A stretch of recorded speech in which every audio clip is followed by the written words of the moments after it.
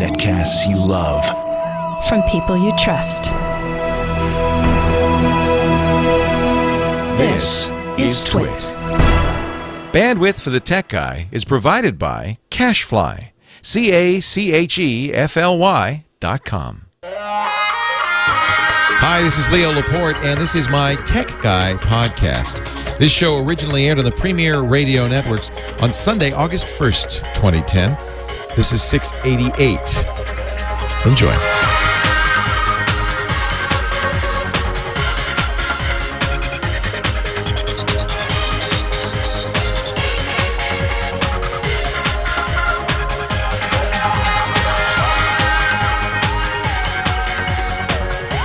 Well, hello to you. How are you today? Leo Laporte here, the Tech Guy, and we are ready to talk about tech with you. I'm so glad you're here. 8888 Ask Leo is my phone number.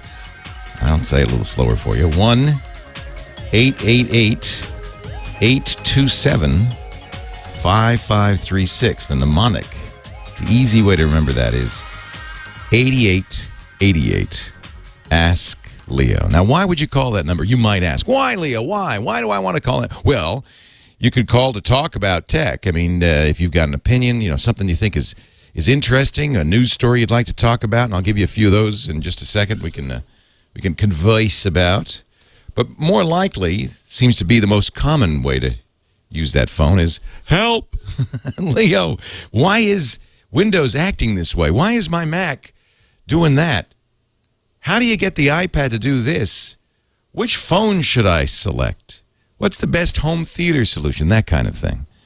We talk about anything with a chip in it.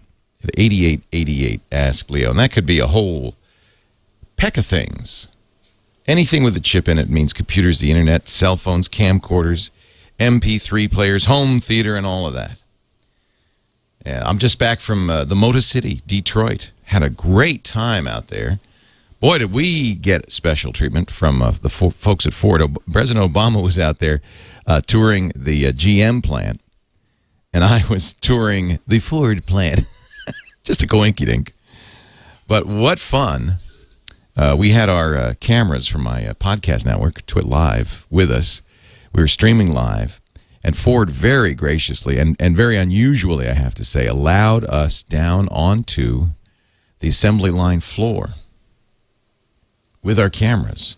We were at the Rouge, which is the original massive. I mean, this thing is a square mile plant that Henry Ford built in the 20s, put online with the Model A in the 30s. 100,000 workers at its peak. 1 mile and 3/4 by 3/4, a mile and a half by 3/4 miles. I mean, just gigantic. And the whole idea of the Rouge was that trains would arrive with limestone, with iron ore, with lumber, and out the other end would come a car. Everything was manufactured there. Now, of course, modern auto manufacturers changed quite a bit, and they do use many third-party suppliers, and those trains and planes and trucks now arrive with things like radio systems and so forth, but already made. But you have to say, when you see a modern assembly line, as we did, and I got to actually go down on the floor there and ride the conveyor. The plant where they build the F-150 trucks is light and airy. They have skylights and clear stories, so sunlight comes in. The temperature is controlled, so even on a humid Michigan day, which it was on Friday, it was comfortable in there. The noise level was low. It was clean. You could eat off the floor, and it's just amazing to watch this plant, which spits out 500 trucks a day, like clockwork. It's not like they do. Okay, we're going to do all the red 4x4s, then we're going to do all the black ones. No, it's all mixed up, but they've got it somehow. Like, I guess it's computer controlled so that they know exactly what goes where when. The workers are calm. They're efficient. There's one area where I guess they're putting on sunroofs or something. They call them the basketball team. All of the workers are like over 6'5" because they have to be able to reach up on top of the cab. And we were talking with them, and they were smiling and joshing, and the conveyor belt never stops. Just slowly chugs along, and it's quite amazing. It's really something to see. It's a miracle. I think really a miracle of human ingenuity, of American can-do and know-how. The idea that the parts arrive just at the nick of time when they're needed to put on the truck. The way the whole thing works. It's just unbelievable. It's incredible. So I want to thank the folks at Ford for letting us come out and show that. Then the next day, we went to kind of more of a grassroots innovation. The Maker Faire. Make Magazine puts these Maker Fairs on. There's one coming up in New York in the fall. They have had a few in the Bay Area, San Francisco Bay Area, and this is their first in the Midwest in Detroit. Maker Faire is where people get together who are just making crazy things. I mean, I met a dad who made an off-road little red wagon for his daughter with massive suspension. People who make fire-breathing quadricycles. Just all kinds of crazy stuff. And people come there, kids come there and learn how to solder, learn how to make for themselves. And it really is another way of celebrating, I think, ingenuity and innovation and invention. And I just love that. It makes you really excited about the future. And it's just fascinating to see, kind of both ends of ingenuity at work. The individual inventor, which Henry Ford was in the early days, right? When he invented, he was a bicycle guy who turned his bicycles into cars. And then to see modern day, 21st century women and men who are doing incredible, incredible things. It's just it's kind of inspiring. If it gives you faith and hope that there's no matter what the problems, and we have many to face, ingenuity, spirit, gumption, a willingness to mess around, to take stuff apart and put it back together again. Really, we can solve anything. We can solve anything. It's very cool.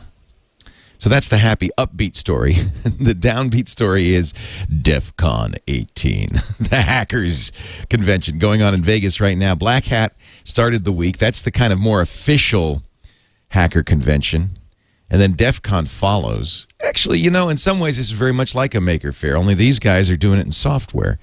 They're taking existing stuff and messing around with it and making interesting things happen, but they're also showing where the flaws live. That's very important, too. Flaws are absolutely part of any invention.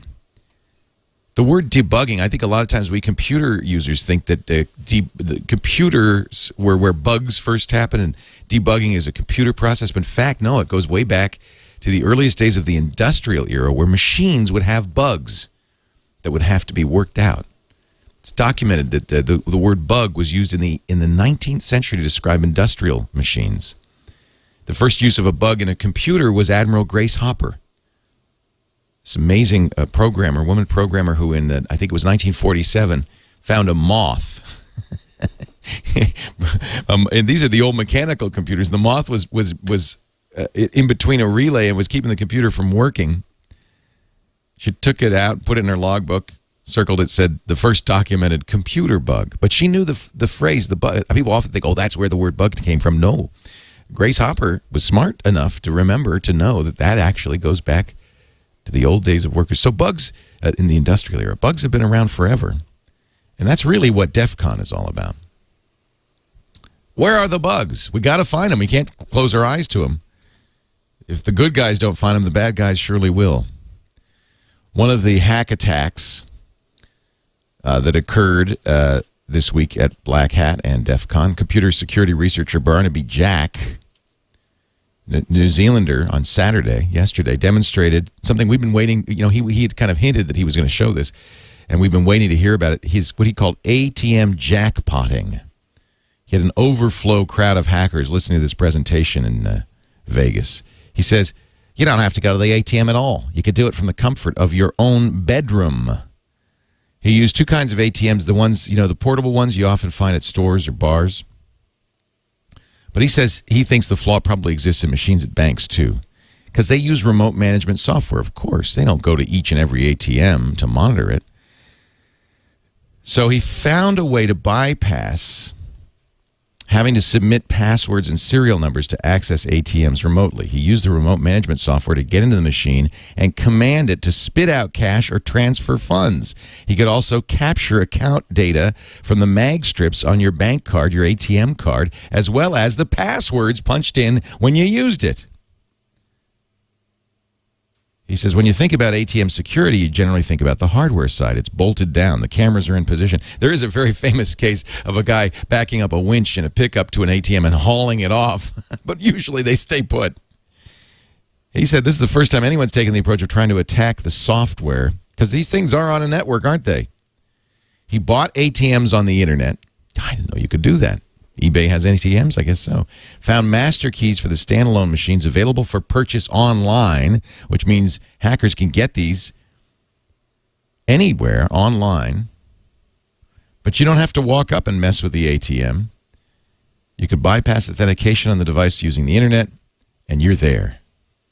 Now, here's the good news. He didn't reveal specifics, and he has told ATM manufacturers of the flaw.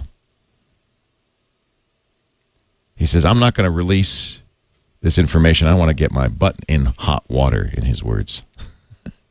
He says, not an easy attack, but if I can do it, anyone can. And when asked, do you use an ATM or a bank? He says, no, I keep my cash under the bed now. This is just one of many revelations we're going to hear from Black Hat, the hackers conference going on right now in Las Vegas. Innovation occurs in a lot of different ways. Sometimes it's invention of new devices to change our lives, to make our world better. Sometimes it's just finding the bugs in the old devices. And if you're a good guy, as this fella is, you tell the owners about the problem before you tell the bad guys. Hey, let's talk about tech. The good, the bad, the ugly. 8888 Ask Leo is my number. I am Leo Laporte, the tech guy. We go to the phones right after this. Had a great time, by the way, in Detroit after we did the plant tour. We did a meetup of fans in Dearborn at the Hyatt Regency Dearborn. Thank you to the folks at the Hyatt Regency for putting up with what turned out to be kind of a large crowd. We didn't. I thought, there'll be 20 people. We'll sit around in the bar. We'll have a beer. We'll talk. Yeah, it was hundreds. And the Hyatt very kindly accommodated us all and got it all set up. And we had a line, and I signed autographs and talked to people from 7 to midnight. It was a long evening, but it was so great. So everybody who came out, thank you for coming out. It was a lot of fun, and makes me want to do this more in other regions of the country. It's so fun to meet people and see what they're up to and talk to you all. 8888 Ask Leo is my phone number. That's the number to call if you want to talk about tech. If you have a question, a comment, or suggestion. Who's our first call, Luis? Is it Jeffrey from Colton? Nicholas. Nicholas from Colton. Hi, Nicholas. Leo Laporte, the tech guy. Hi, Leo. It's good to talk to you again. Great to talk to you. Thanks for calling. My question is, what's the best way if I have an AVI movie on my computer, any kind of movie on my computer, to have it play on my TV set? I have a Sylvania flat screen. Well, there's many ways now to do this. This is something that people want to do more and more. In fact, so much so that in January, Intel announced something they called wireless display. The CEO of Intel, Paul Otellini, when he was talking about it, made the unfortunate, I don't know if it's acronym, shortening version of it to WiDi. Not called WiDi. Although, once Paul did it, I think everybody in the press has called it WiDi ever since. So some laptops come with wireless display built in. You get a little box. It comes with the laptop that you hook up to the TV. And then wirelessly, you can take the information that's on your laptop and put it on the TV. The problem is you have to buy a new laptop to do that. So if which you're not going to do. You have an existing laptop. So how do we do it with an existing laptop? Well, there's a number of ways to do that. First of all, as you might imagine, there's two choices. You can either hook that laptop up directly to the television set, or you can hook a media extender of some sort up to the TV set and have the laptop talk to it. Which would you prefer to do? I have a desktop system, and I can go either way, whatever's most practical for me. Well, practical, let me tell you, the most effective way, of course, is to hardwire it. Because then there's no bandwidth constraint. You're not doing it over the network. It's just, boom, it's going in there. That's better. Most desktop PCs have some form of video out, usually DVI. Some TVs have DVI in, That's the digital video interface connector. If you've got that, you're golden. In fact, that's what I'm doing right now. I have a Toshiba 47-inch sitting right in front of me that's connected to a Mac Mini over the DVI connector. There's a computer setting, a PC setting on the television, so it senses it. It does the right resolution, and now I'm looking at my computer on my TV. And so that just becomes an input. You can go on your remote control. I can switch from TV input to computer input. That's one way to do it. If you don't have a DVI connector, you can buy an adapter that will take whatever it is coming out of your computer to whatever it is you need on the TV. Very commonly, DVI to HDMI. That's the same electrically. It's just a different connector. So those are fairly inexpensive. All they are really is adapters that take a digital video input from your computer and have the HDMI come up. There's one negative to that, though. You don't get audio.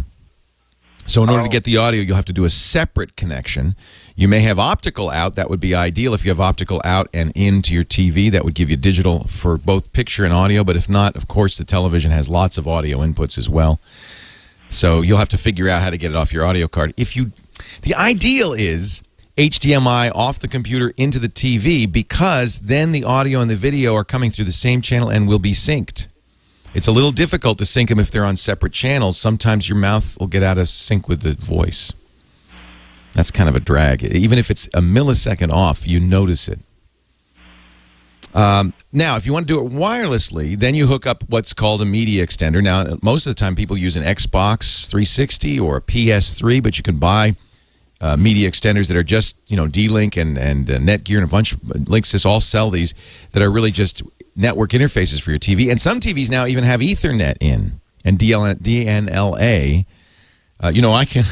My newest phone, the Droid X phone I have, has a DNLA client on it. So I could play video. If I have a DNLA TV, I could play video from my phone to my TV just over my Wi-Fi.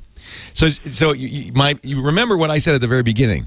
There's a lot of ways to do this, and it really very much depends on, do you want a direct connection? Do you want to add hardware? Do you want to use existing hardware? How do you want to do this? Is all the media on a computer down the hall, or is it on a network-attached server in another room?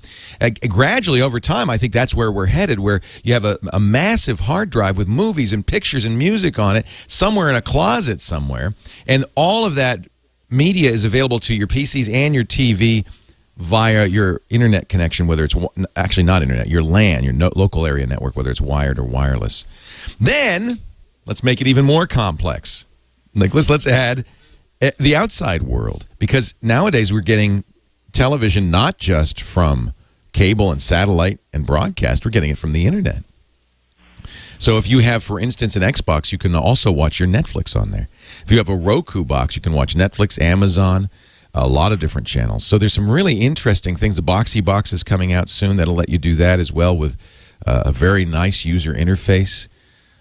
There's Google TV coming out this fall. This is where we're headed, but right now we're in, I don't know if you remember those early stages of computing where there were a lot of different ways to do it, and it was all kind of hodgepodge. That's where we are right now. No clear winner yet, Nicholas. Thanks for the call. Leo Laporte, the tech guy. Leo Laporte, the tech guy here. Scott Wilkinson, the home theater guy there via Skype from La La Land. He's the editor-in-chief of Ultimate AV Magazine at ultimateavmag.com and a columnist for Home Theater Magazine at hometheatermag.com. Joins us every week. In fact, in 2 weeks, on the 15th, he's going to spend an hour with us answering your questions. So put that down in your calendar. 2 weeks from now, August 15th, in the first hour of the show, Scott and I will answer all comers on home theater.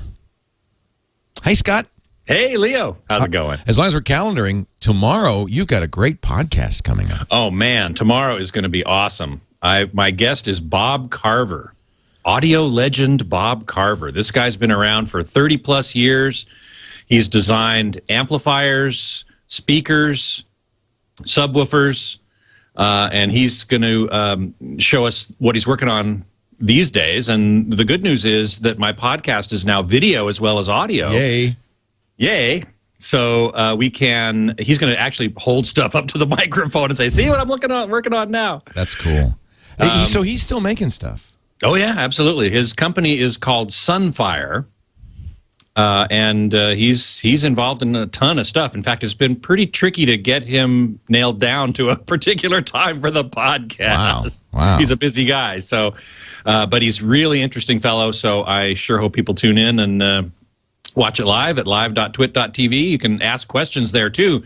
Here's an opportunity that you don't often get, which is to ask a guy like Bob Carver questions in real time. And we will get those to him as much as we can. People can also post videos on YouTube or vid.ly, and we'll put those on, too.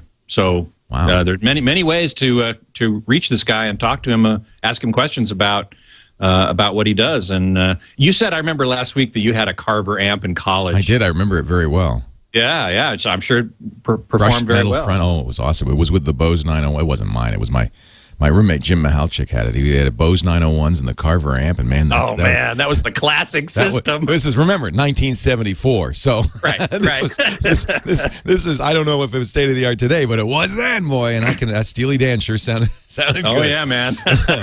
So that's 1:30 Pacific, 4:30 Eastern time on Monday, which is August 2nd.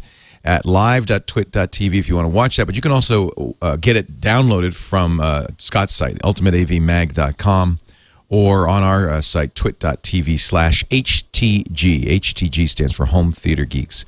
And we are all home theater geeks.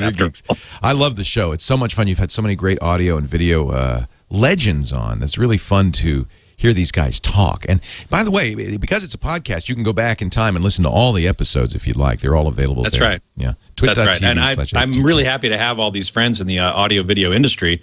I've been in it 20 years myself, so I've developed the Rolodex from hell, and I'm able to call a lot of these guys and just say, hey, want to be on the podcast? They go, oh, sure, let's go.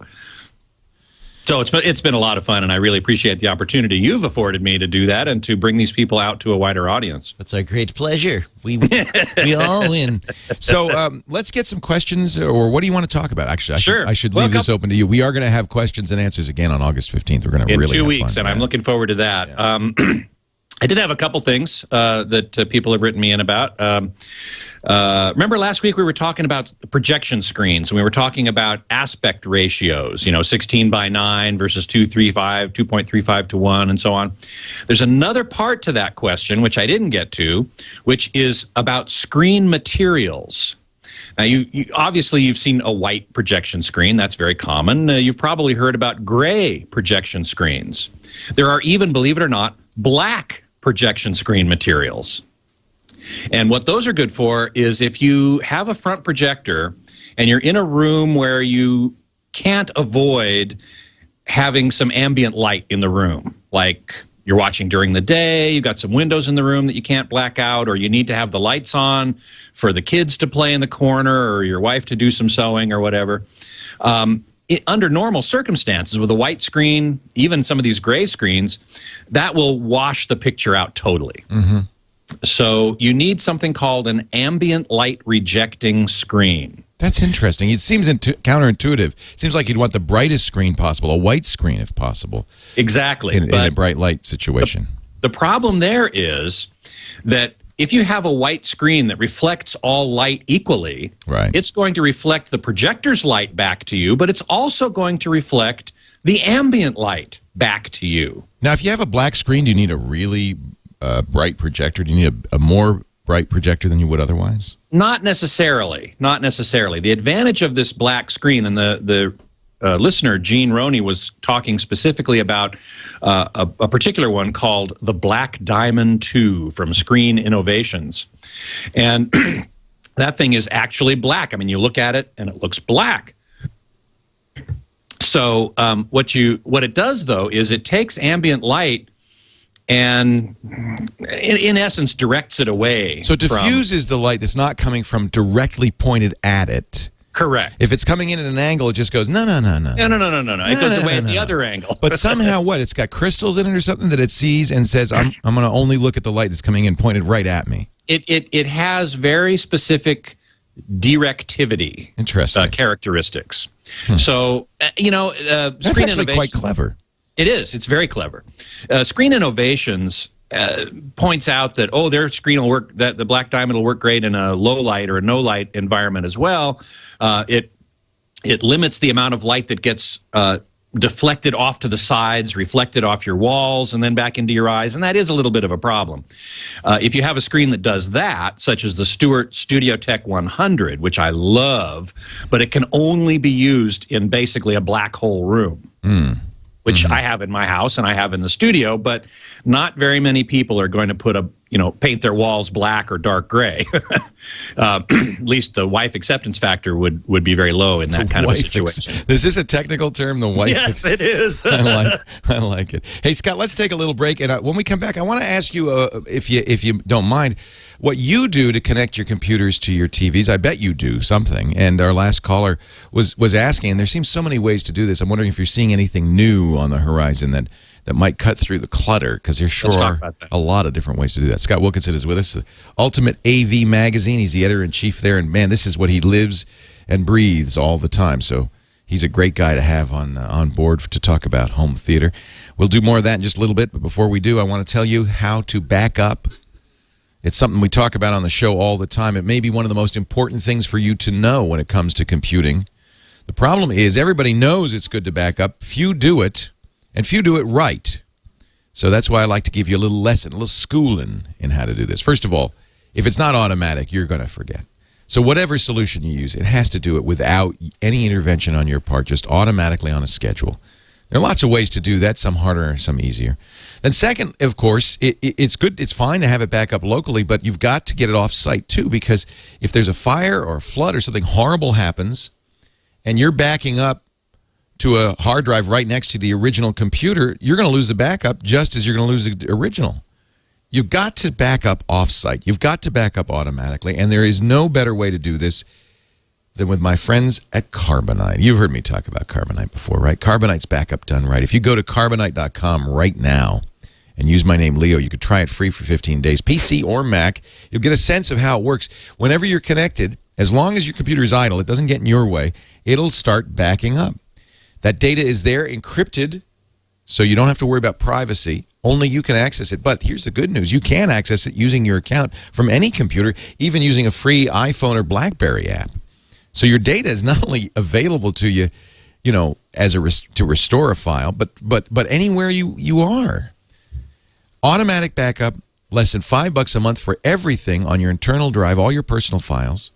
You don't have to have a credit card to try it right now at Carbonite.com if you use my name, Leon. If you decide to buy 2 free months, makes it even more affordable. I put it on my daughter's computer as she's on her way to college. Like, you better believe she's using Carbonite. Everybody I know, everybody in the family, every computer here, we use Carbonite. Carbonite.com, offer code Leo. It's backup done right. Scott Wilkinson is here. He's the home theater expert at the Ultimate AV Magazine. So you heard that call we had. I did.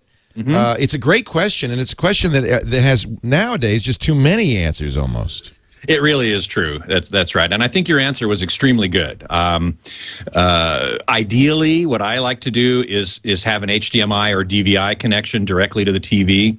Right. I don't like listening to audio on the TV's speakers, so it's not as important to me as it might be to some. So your audio connection wouldn't go to the TV, it would go to your AV receiver. Correct. And it'd be playing back through your 5.1 sound. In fact, that's probably how your stereo's set up anyway, so that you can listen to music from your computer. Yeah, exactly right. Yeah. So you could, if your computer has an HDMI out, which is, as I understand, still not all that common, it might be on some media center PCs. More and more are. And that's it. By the way, if you're buying a new computer, look for a home theater PC, an HT-PC, because that'll make this much easier. Right. Either they're sometimes called home theater or HT PCs or media center or MC PCs. Right. That's the Windows. That's the Windows version is MC. Right. Exactly. Yeah. Exactly. And more generically, it would be called an HT PC because you could use an Apple TV, as I think you're using there in the studio. Yeah, a lot of people use. I'm using a Mac Mini, which works really well. Yeah, a Mac Mini. Yeah, exactly. In fact, the new Minis have the new Minis that they just released have HDMI out, which simplifies this process considerably. I might add. Oh, absolutely, absolutely. I should get one of those actually. Yeah, they're cool. Normally what I don't do a lot of watching from my computer because, well, for one thing, I don't particularly like streamed video, although I'm hearing some reports from friends of mine who are saying, they're streaming Netflix into, say, a Blu-ray player. Many Blu-ray players now have Netflix streaming. And then the Blu-ray player obviously connects to the TV by HDMI. And so a number of my friends have said, hey, you really should check this out, because it used to be, you know, very highly compressed, standard definition, lots of artifacts, look kind of funky. And I kind of went, ugh. But nowadays it seems like they're improving things. And so I need to take another look at it, which I will be doing very shortly. But that's one really good way to do it. We're running out of time. I don't think we can list all the ways to do it. I think you're right about that. I'm glad you underscored, though, the issue that this is still complicated. And I'd love it if you'd start reviewing media extenders at some point. Maybe we could spend some time. I know, when you come on the 15th, we'll spend some time talking Absolutely. about this. I look forward to it. Scott Wilkinson, editor-in-chief of the Ultimate AV Magazine, ultimateavmag.com. You can also write to him at hometheatermag.com. He answers questions there. His email address, scott@techguylabs.com. Scott, thanks for joining us, and we'll see you next week. You betcha. Leo Laporte, the tech guy. Back to the phones right after this. 8888 Ask Leo. Once again, we'll do a full hour of home theater. We never have enough time with Scott. Full hour of home theater in 2 weeks, August 15th. I wanted to give you enough time to think up some questions. You can email Scott at techguylabs.com, or just call in on the 15th with your home theater questions. That'll be a lot of fun. We always have fun doing that. I think perhaps through the day I'll continue to come up with other ways you can hook up your TV to your computer. Really, I would like to think of it in a larger sense, that there's media everywhere that you might want to watch, whether it's music you want to listen to, video or television shows or movies you want to watch, or even photos you'd like to look at. And so the real question is, how do we... What would be ideal is a simple device you hook up to your TV that does all of that. And that's really what a media extender is. And as Scott mentioned, a lot of Blu-ray players now have some of this capability built in. What you'd like is a device that's kind of like a computer that could hook up, for instance, to your Flickr stream for slideshows, that could see any media that was stored on any computer inside the house. Get your Netflix movies if you subscribe to Netflix. Get Amazon movies if you buy movies on Amazon. Get Hulu movies or television shows. Get ABC. You know, all the networks now stream their television shows. Hook up to all of those. That's, I think, what Google TV is trying to do. It's what the Boxy Box is trying to do. There's certainly a lot of efforts in this direction. But because there's no standard, it's a hard thing to do. And right now, if you're going to hook up a computer to do this, and certainly a computer's more than powerful enough to do this, you're going to have to spend some time with the software, configuring it, futzing around with it, making sure it does what you want it to do. The people who spend a lot of time, and there's some real serious video and media geeks who have done this, people like Darren Kitchen from Hack 5, I mean, these guys have it set up so they can get anything, anywhere on their big screen TV in the living room. They often will control that through a phone. That's what Google TV is going to do. It's going to let you use your Android phone to control all the devices. I'm sure, I would bet you anything, Apple, before the end of the year, in fact, I'm willing to lay money on this one, that Apple, before the end of the year, will release a revised version of Apple TV. What is the evidence for that? Well, you know, this week, when Apple updated its iMacs and they updated the Mac Pro, they also released this kind of oddball item, this Bluetooth trackpad. They call it the Magic Trackpad. That is, you know, just like the trackpad on your laptop, but it's bigger. I guess it's to replace a mouse. It's roughly the size of the Bluetooth keyboard that Apple sells. You look at it and you go, well, that's interesting. I guess if people prefer a trackpad to a mouse, you might want that for the computer. It's kind of hard to think of really what the market case is for this, unless you expand it a little bit and say, well, what if this were a control surface for what we call the sit-back device? See, a computer is a lean-forward device. You know, you're leaning over it. You're using the keyboard, you're using the mouse attached to it. But if it's your TV across the room in the living room, it's a sit-back device. You're sitting back on the couch or the easy chair. How do you control that? Well, what if there were a wireless, I don't know, trackpad that allowed you to zoom, swipe, type if you have a keyboard displayed on the TV, so you don't need a keyboard? I truly believe that this Magic Trackpad is actually a home theater control device that Apple's released in advance of a new home theater device. that it's going to release. So I think this is something to watch for. If it comes out, it'll come out before September or around September or October, in time for the holiday buying season. That's when all of this new stuff is going to come out. Usually it comes out by October. So I would imagine look for an announcement from Apple this month or next for a product to be released by October. It may be a TV set with Apple TV built in. It may be a standalone device to hook up to your TV set. That's where my money is. It'll be like Google TV. That's what Google TV is going to be. Dish is going to offer it. Samsung's going to offer it. It's a device that you hook up to your TV that then overlays on top of your regular TV an interface. You better believe if Google's doing it, Apple's doing it. And I think we'll see an Apple announcement very soon. So if you're interested in this kind of product, it might be prudent to study it, think about what you want, think about what you need, maybe prepare your data for centralized storage somewhere. But I would wait before you spend a lot of money on this, because I have a feeling that in the next couple of months, some big announcements are coming forward. We're going to see a very big change in this. Richard's in Northern California. He's listening on, I would guess, the great KGO in San Francisco. Hello, Richard. You betcha. How are you today? Good to see you. The live stream. I'm good. I have a question regarding pushing audio into a call. I work with people, helping them record podcasts and interviews and that kind of thing, and I'd like to be able to actually do interview either through VoIP or through the phone, like you would a live radio show where you have intro and extra music or insert an interview. Right. So this is called a phone interface. We've used it in radio for a long time. We're using it right now for me to talk to you, right? I'm pushing, my audio is coming from a professional radio mixing board, and it's going right into the phone line. And what we use is what's called a hybrid, a telephone hybrid. It's what most radio stations use. These are commonly made by companies like Telos. I think we use a Gentner.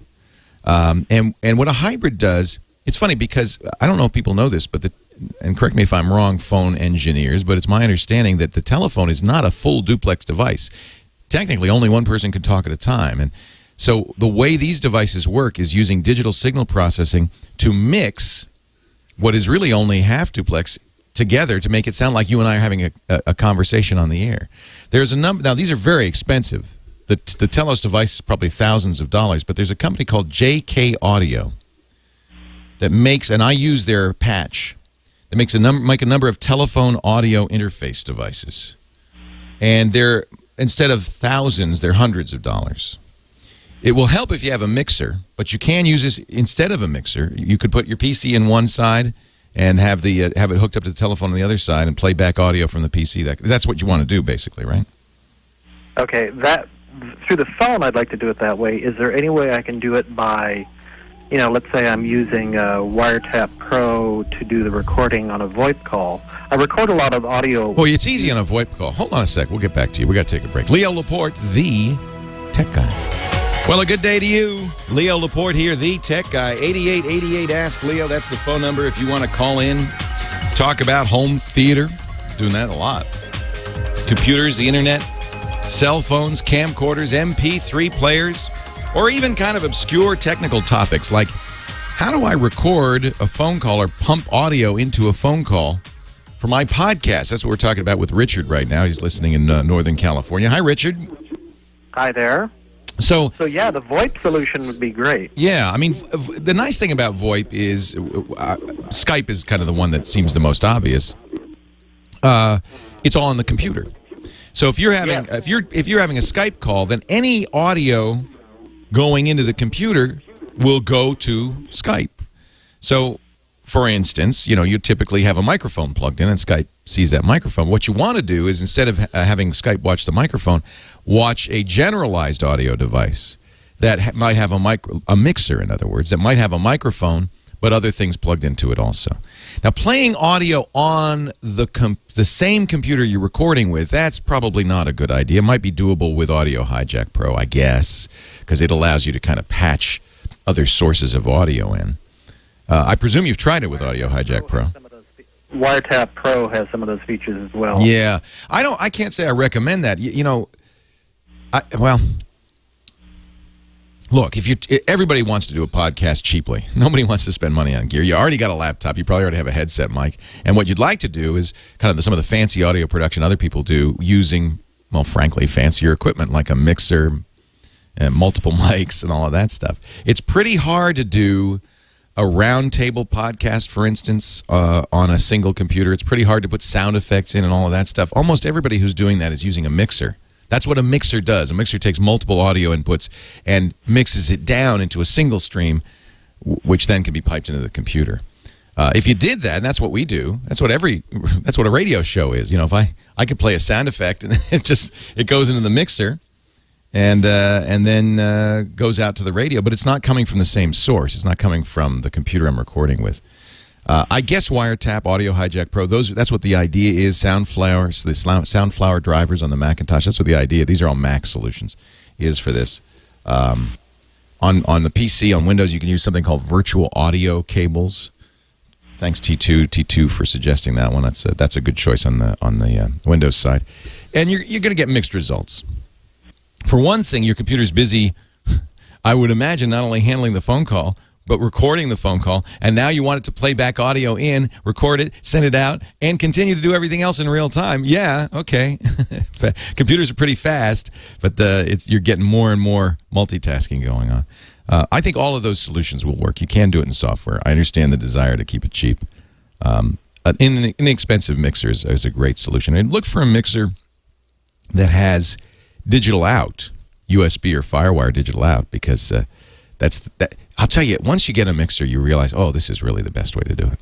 This is the easiest way to do it. And you can get them for a couple $100. Arthur, Lancaster, California. Leo Laporte, the tech guy. Hi, Arthur. Hey, how you doing? I'm very well. How are you? I'm doing okay. I have a question. I am going over to Iraq, and I don't know what they call it, wherever you hook I have a MacBook. Yep. And you hook the cord up to the MacBook to charge your battery. Mm-hmm. Told that that's going bad, and it costs $800 or $900. Oh! So it's bad on the MacBook, not the cord itself. You don't have to just replace your power supply. I bought the new cord, and I changed power sources and all that. So yeah, and that's on the that power thing is on the motherboard. How old is the Mac? Is it a MagSafe adapter, or is it the older one? MagSafe. I bought it in November 2008. So it's just out of warranty. Yeah. So I was wondering because if I'm going to pay $800, then I might as well pay the other $1,500. But I don't want to do it because I'm going back to Iraq pretty soon. Yeah, I don't blame you. That's a lot of money. And what they're saying is you have to replace the logic board, the motherboard in that thing, because that connector's soldered right onto the motherboard. So if it's bad. Yeah, and so I wanted to know if there was a way, like you have digital cameras where you can charge the battery outside of the laptop. So I could just buy another battery and an external power charger, and then do it that way, and that should come up to be less. Oh, wouldn't that be a good idea? I don't know of anything like that. No, that's not great. Yeah, I don't know of anything like that's a great idea.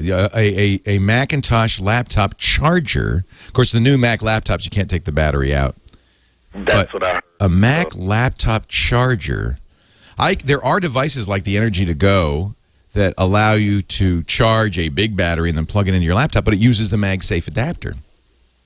Okay. Yeah. So I cannot think of... Now, if you bought that with a credit card, Steve in San Diego is reminding me in the chat room that if you bought it with a credit card, your credit card may cover it for 2 years in addition to the 1-year Apple warranty. So I would check and see what credit card you bought it with and check and see if there's a warranty there.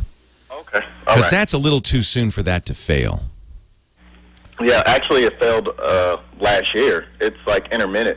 Ugh. It failed while I was in Iraq the first time. Are you serving? Are you in the armed forces? Not anymore. I used to be. Now I'm a contractor. Wow, and you're going back. Yes. You're a brave soul. Arthur, well, thank you for seriously, thank you for your service. I would call Apple and say, look, this failed while I was in Iraq serving in the armed forces. I couldn't do a warranty repair, and I'd like to have a warranty repair now. Okay.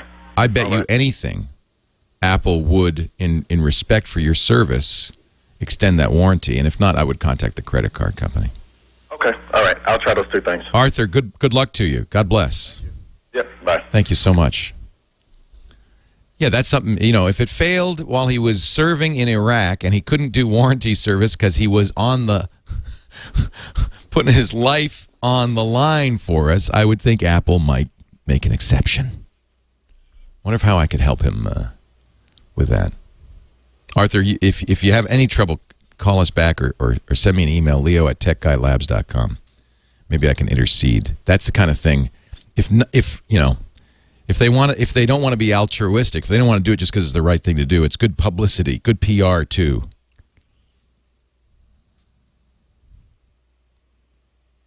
Dylan, Chicago, Leo Laporte, the tech guy. Hi, Dylan. Hi. Hey, how are you? What can I do for you? My computer has we think spyware. Oh, and how'd that happen, Dylan? What you been up to with that thing? Did you go to any bad sites? Or maybe Dad did? It's my mom's computer. Your mom did, huh? Yeah. Oh, so why do you think there's spyware on it, Dylan? Because her friend knows a lot about computers, and with what happened, he said it might be spyware. Oh, what happened? Well, she was using the computer, and this weird beeping sound started happening. Yeah. Watch her bleed. Then she came up and said, "Do you know how to fix this?" All right, Dylan, how old are you? 9 years old. Are you the official computer fixer in your house? Pretty much. That's awesome. Are you like a whiz? Yeah. Wow, I'm impressed. What kind of computer, Dylan? It's a Toshiba satellite. Okay, it's a laptop and it's running Windows. What version of Windows? Do you know? Windows Vista. Okay. And make sure Mom's doing automatic updates on that. I bet she is, but if she's not, make sure that Windows Update is running automatically so you always get the latest updates. Okay. And one thing you can do, and I might try this, Dylan. You might want to write this down. You're going to click the start button, and on the start menu, there's a run ... command. You've probably seen that before. Run ... And if you click that, it's going to open a box that says run what? And you type in this, MRT. That's the malicious software removal tool, MRT.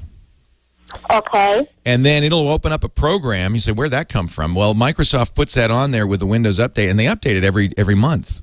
And you'll see there's a thorough scan button on that. Do that. It never runs the thorough scan. It should. You have to do that manually. So I want you to run the thorough scan. That finds a lot of spyware. So that's a good way to see if there's any spyware on there. If that turns up nothing, thumbs up. That's a good start. And then there's a website, write this down too, Dylan, called Malwarebytes. It's at MALWAREBYTES,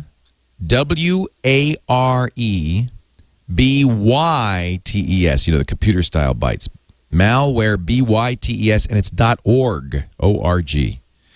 And there's a little program you can download there. It's safe if you get it from malwarebytes.org. Don't get it from anywhere else because bad guys, they'll put out fake Malwarebytes versions. You'll get it from malwarebytes.org and run that. It's a lot like the malicious software removal tool. It will also scan for malware. Now, it may not be able to remove all the malware, but it does a pretty good job. It will at least give you an idea of if you've got malware on there, okay? The internet's out. The internet doesn't work either. Nope. That's something that sometimes happens when malware gets on there. Although, if you think about it, most of the time, spyware doesn't want to turn off your internet. It wants you to connect, doesn't it?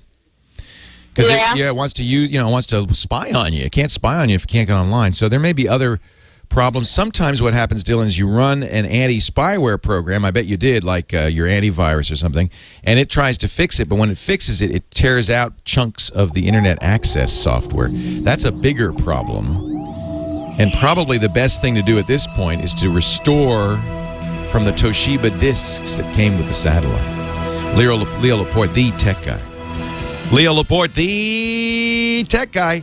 8888 Ask Leo. Talking about computers, the internet, cell phones, camcorders, MP3 players, all that stuff. with you. If you've got a question or something you'd like to know more about, please give me a ring.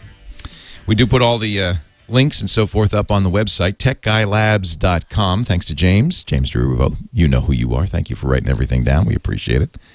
techguylabs.com. This is episode 688.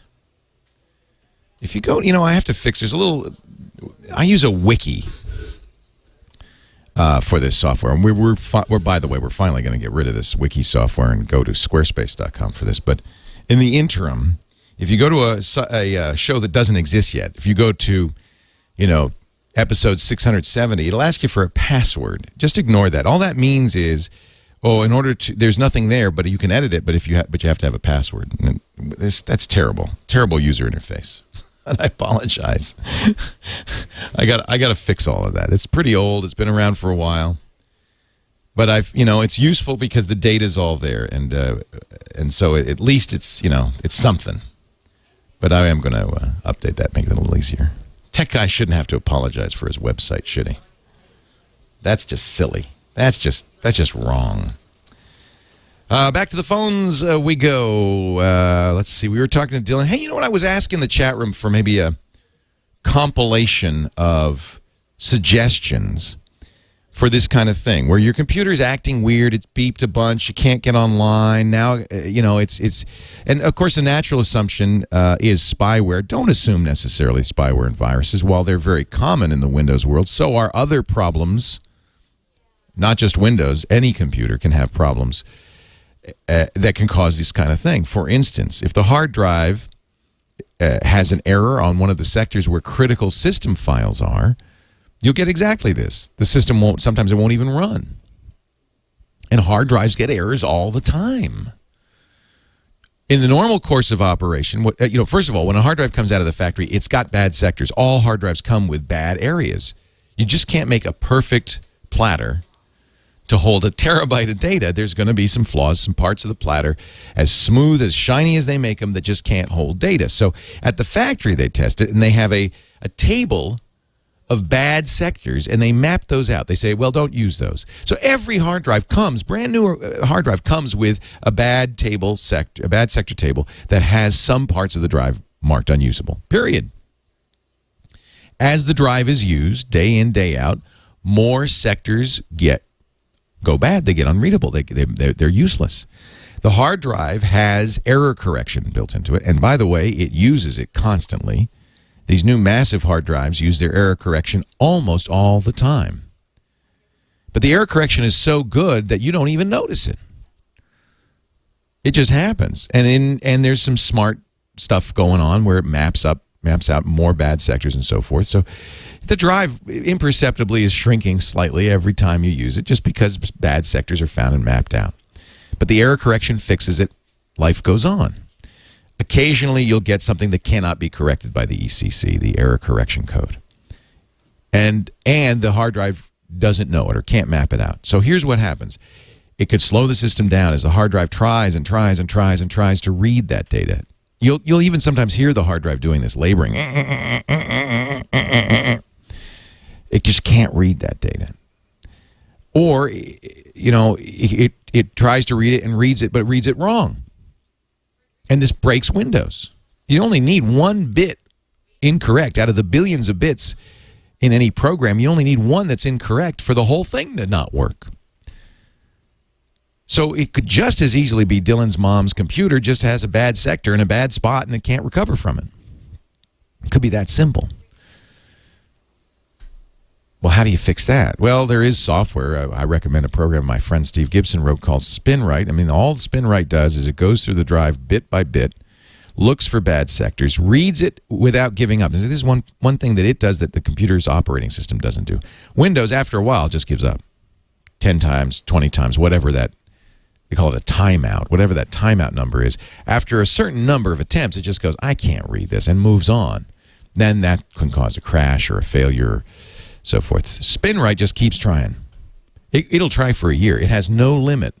And when it finally does read that data, and often in case it can, or reads partially, it'll move it to a new sector, mark the old sector bad. And in a lot of cases, if that's what's wrong with it, and this is a very common failure in hard drives, it can actually refresh the hard drive to the point where it's usable. And it may even fix these problems like, can't get online. The only negative about SpinRite is, and I try to convince Steve to lower the price, but he won't, it's $90. Now, you can buy a new hard drive for $50. So most of the time, people just don't buy SpinRite. Unless you have to get that data back, most of the people are not going to buy it. It's a great thing for a tech fixer, a tech guy to have. I certainly use it. In fact, I often will SpinRite drives before I use them to extra correct that drive. Make sure there's nothing even marginal on there. It might fix this problem. It might not. Certainly, the easiest thing to do, and it's kind of it's the cheapest thing to do, is to restore the drive, to format it and restore it. Now, you got to back up all your data before you do that. You're going to have to reinstall your applications. You're going to have to really run Windows Update like crazy because you're going to move back in time a year or 2 or 3, depending on when you bought that computer. But if you've got those restore disks, restoring the system, recovering the system, and putting it back the way it was, that's another way you can fix this. And it's probably the simplest. At least it requires, the least instructions, the least skill. So, Dylan, that's, you take the rest of the day. That's probably what I'd recommend. But make sure you back up Mom's data before you do that. Please. Leo Laporte, the tech guy. It's Leo Laporte, the tech guy, assisting you as best I can via telephone. Linda's in Calabasas, California. Hi, Linda. Leo Laporte here. Welcome. Hi. What can I do for you today, Linda? Well, I'm kind of an in-between low-tech and high-tech kind of person. And I'm having a debate with my family because I have 20 volumes of organizer pages. And I just bought my new paper organizer. Now, are you, as a paper organizer fan, I've taken the Franklin Covey course. I've used them all, and I love Franklin. Is that what you use, a Franklin planner? Yes, I do, yes. So, I started it at work 20 years ago. They came in and gave us a class, and I've been using it. When I went to the Franklin Covey store yesterday, my daughter said there should have been a sign there that said, "Welcome, Linda," because I was the last person that they have. But I need my month. I have, the daily one. You are not the last person. And in fact, I would like to defend you. Because I think paper, if used properly, and if you've studied the system, and I've gone to the full-day seminar, as have you, is still probably the most effective way to do this. Are you using it on a regular basis? Are you prioritizing your tasks, doing all the things that the sharpening and all the things you're supposed to do? Not all of it, because I'm no longer in aerospace and I'm at home, but I use it for my daily everything. And I have, I do prioritize, and I do. My favorite thing, though, that I'm having the biggest difficulty in the idea of giving up is my month at a glance. When you flip to that, and I can see in December what I have. I agree. I think it's great. And you move stuff over. Here's the negatives. I'll give you the only negatives I could think of. First of all, if you lose that paper book, you're dead. Yes. You only have one copy. Everything's in there. I know exactly where I can find anything in my 20 volumes of them. Absolutely. And it's a brilliant system that's set up so you plan ahead. You're always on top of everything. I think it's very effective. And, for years they've sold software that they try to duplicate the paper system, and I think the software they sell is terrible. I wish my husband was listening to this. It's terrible. So I would not recommend the Franklin Covey software. If you want to look at a way to modernize this system. There's a guy named David Allen who wrote a book called Getting Things Done, and there's a series, he does courses and stuff.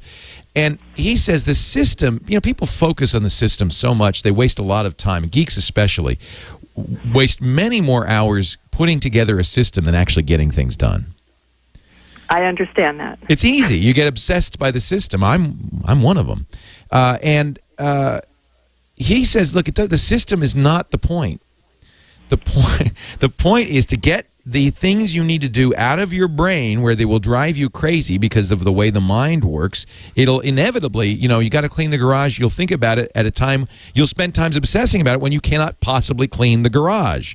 So it's on your mind. So he says the whole goal of any planning system is to drag it out of your head and put it in and this is important, trusted system where you can review it and act upon it at an appropriate time. You can't clean the garage unless you're at home in the garage.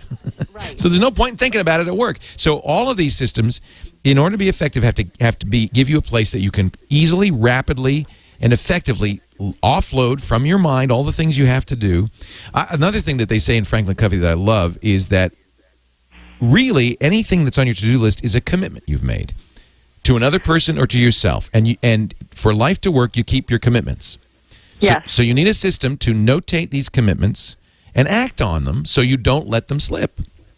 And I don't. People think I'm so organized and I have a great memory. I don't. It's all in my book. Then I wouldn't change a thing.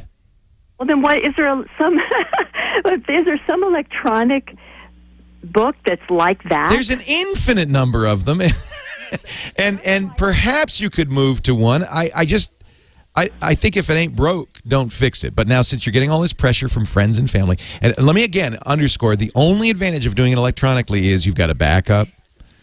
So and it can exist in many places. And there's a few little things like there are systems that, for instance, tie to your phone with a GPS that the phone can say, oh, you're in your garage. Well, here's the 3 things you said you wanted to do in the garage. It can note where you are and tell you what you need to do there. But as you know from using the Franklin system, prioritization doesn't have that much to do with urgency. A lot of times the stuff that's not important crops up and it's hammering at you, and that's why you have this very sophisticated prioritization system that ranks things based not on urgency but on value. And so a lot of these electronic systems are great at urgency. They'll ping you, oh, you're at the grocery store, don't forget.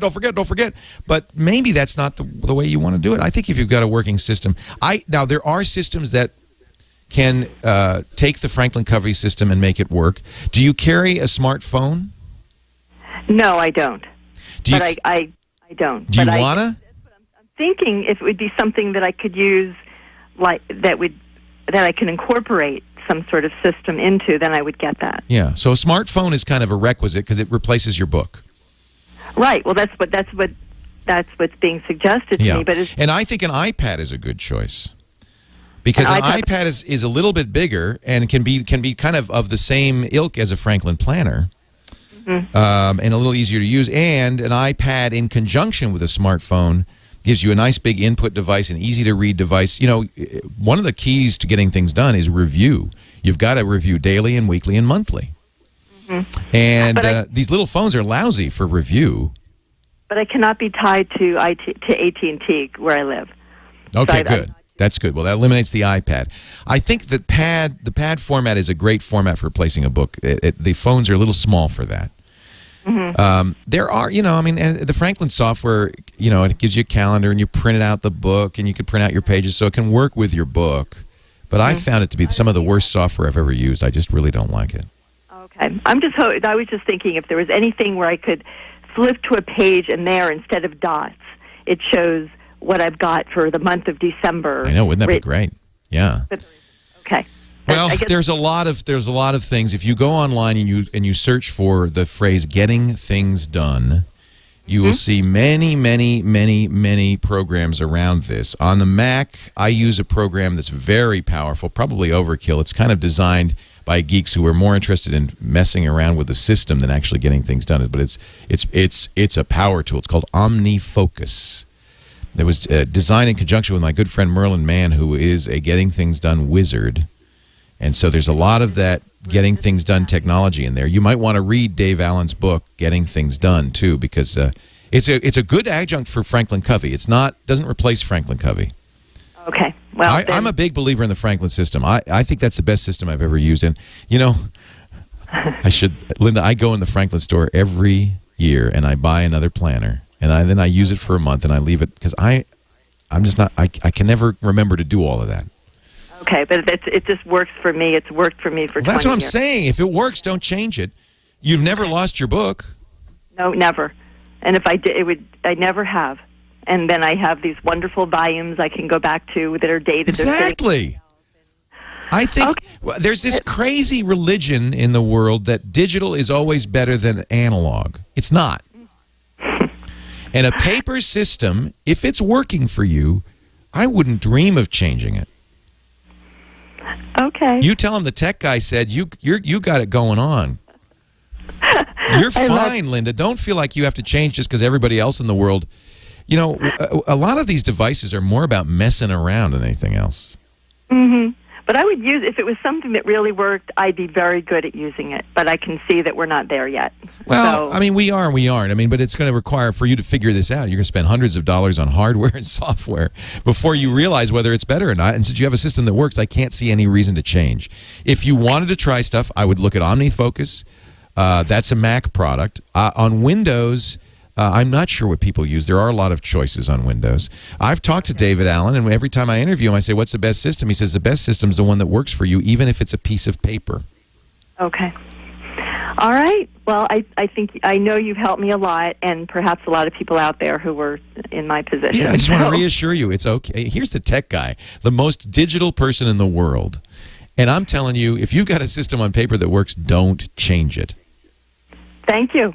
Love you. All right. Thank you, Linda. Love you, too. Boy, I want to underscore this because we have this religion. Oh, it's always better if you could do it on a computer. It's not.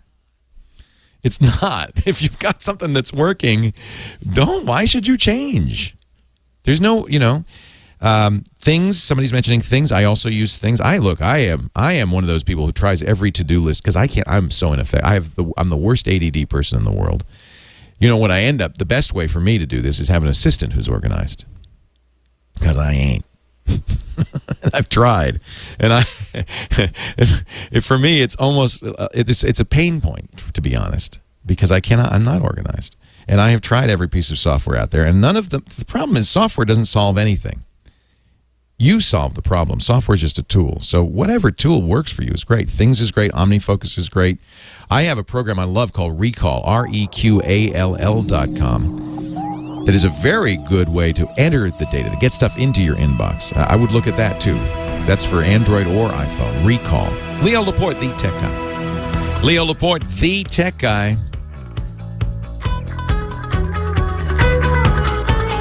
8888. Ask Leo.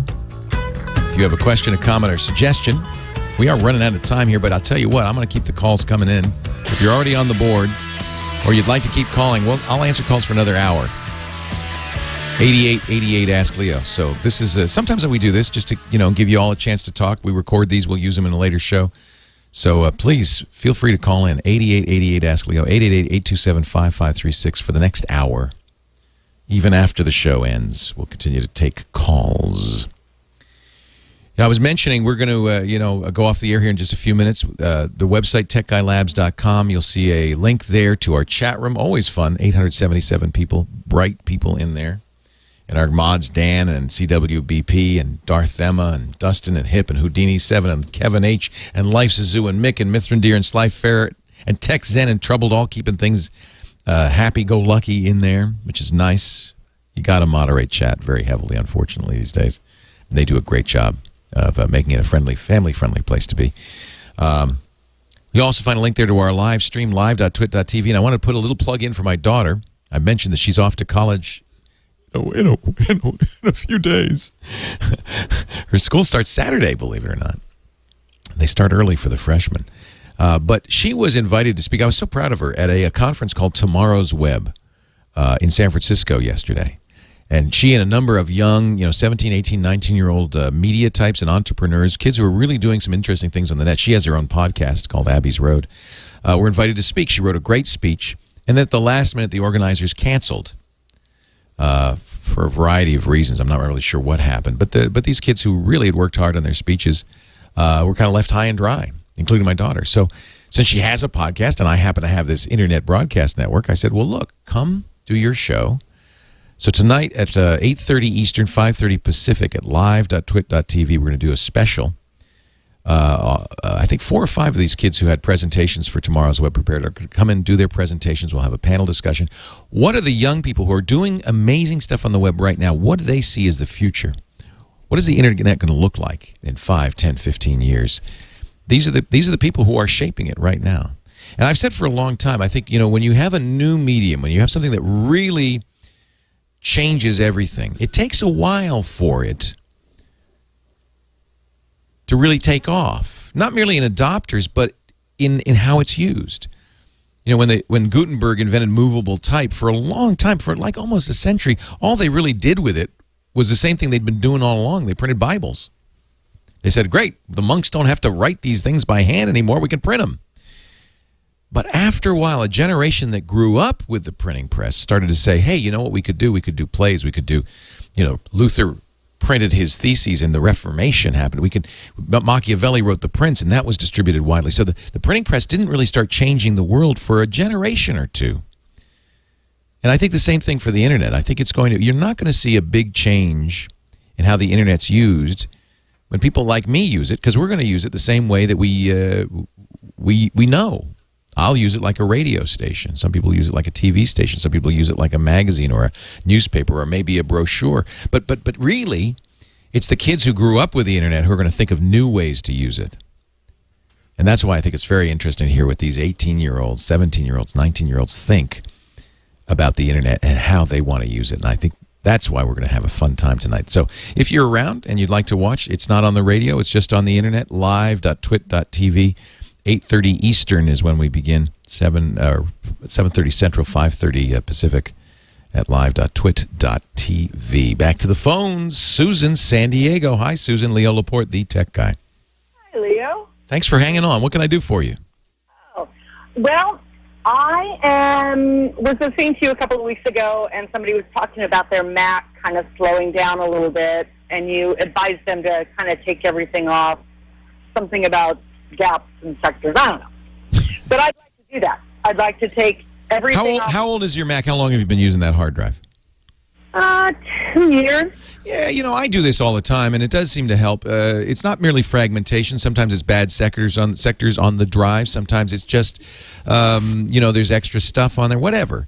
It's not a bad idea to start over. Sometimes it's just you've got so many programs installed and you don't use them all. Just starting over eliminates some of that stuff, the cruft that's accumulated over those last 2 years. Right, and that's exactly what I'd like to do. Yeah. So you have the way to do this, of course, is the same on any operating system. It's in its essentials, which is to back up the data you've created. You make sure you got a copy of it. In fact, I'd like to see 2 copies of everything you've created. And then you can use the disk that came with your Mac to reinstall it the way it was. So you've got those. I hope you still have those operating system disks. So you'll put them in, you'll boot to them by rebooting the Mac, holding down the C key, or you can just put them in and launch the setup, and it'll give you some choices. Now, normally the choice is just upgrade the existing Mac or move the system folder and put a new one in. Those are fine, but you'll also see a choice to erase the drive. It's in the options. Use the disk utility to erase the drive and start over. But now remember, you're erasing everything, including all your applications, all your data, so you've got to make sure you've backed up everything you want to get back. It will then install the operating system as it was the day the computer arrived. Now, that's 2 years ago. If it's not, you might want to get a copy of Snow Leopard and use this as an opportunity to upgrade to the latest version. Well, I just bought, I too have a child going off to college. Just bought him a MacBook. Can I use his install? You cannot. No. Okay. So, this would be a good time to go out and spend $30. It's not expensive. $30 is all on the new system, Snow Leopard. Use that for the upgrade. Then reinstall your applications. Make sure you run the software update to get all the latest versions, and then put your data back on. Hey, before we go, I do want to mention Nod 32. I almost forgot. Now, you don't need to worry about this, Susan, because you're using a Mac. But if you're using Windows, you need Nod 32. It is the antivirus of choice. CNET gave it 5 out of 5 stars. The best antivirus product out there, their editor's choice. It's what I use and what I recommend, and you can try it free for 30 days. Just go to ESET. That's the company that makes Nod 32. ESET.com/Leo. Or you can call 866-935-ESET. 866-935-ESET. Catch all the beasties, all the Trojans, all that bad stuff, also with its advanced heuristics, catches stuff that nobody even knows about yet. This is what you need. If you use Windows, you need Nod 32. I'm out of time. We'll be back next week. Leo Laporte, the tech guy. Bye-bye.